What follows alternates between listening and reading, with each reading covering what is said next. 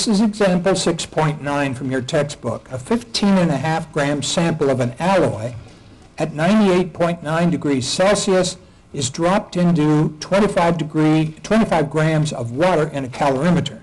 The temperature of the water rises from 22.5 to 25.7 degrees Celsius.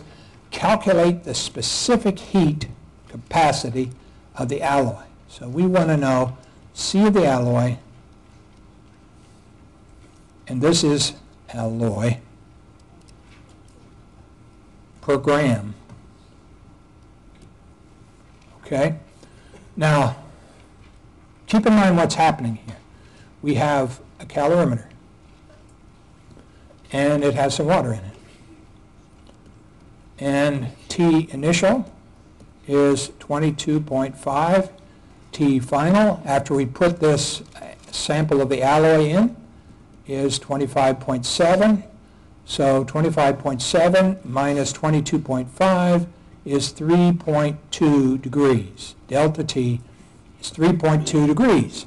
So we took this sample of the alloy, 98.9, dumped it in here, and the final temperature of the whole system was 25.7 degrees. Now the key thing, the absolute key thing here that you need to remember is that minus Q lost equals Q gained. Nearly all calorimeter problems start with that idea. Whatever heat was lost by the alloy was gained by the water. And so we can write an expression for both of these. Okay? Q gained is equal to Q of the water. Okay. Now, there are various ways that we can proceed here. If we want to calculate Q of the water, why don't we just calculate Q of the water since we have that information, and then Q of the water will be minus Q of the alloy. Right? So what is Q of the water? Q of the water is equal to the mass of the water times C of the water, 4.184, times delta T of the water. Okay? So delta T of the water is this number down here. So what are we going to do here? If we solve for this, the mass of the water is 25 grams times 4.184 joules per gram degree times delta T is 3.2 degrees. So Q of the water is, let's see, where did I calculate that?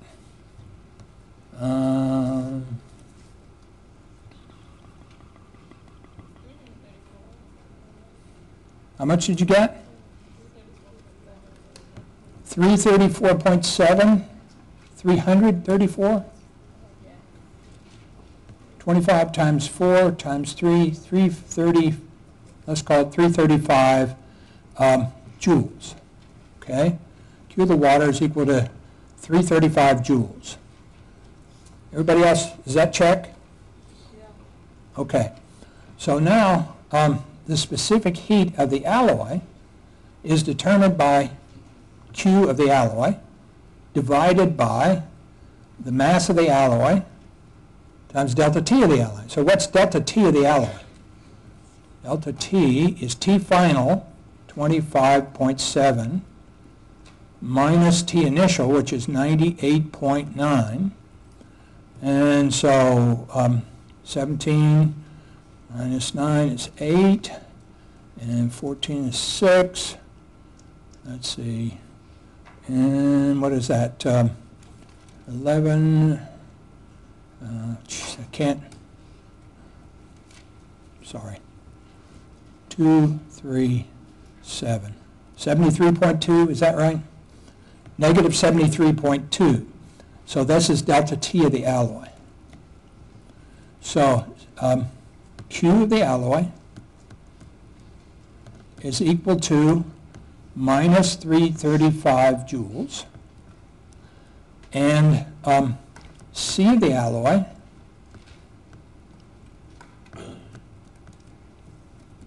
we get from Q is equal to M times C times delta T.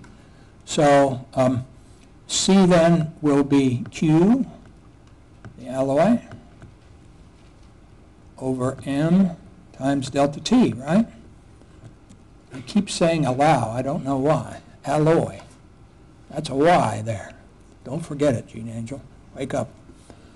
So this is minus 335 joules divided by 15.5 grams divided by, the delta T is negative 73.2.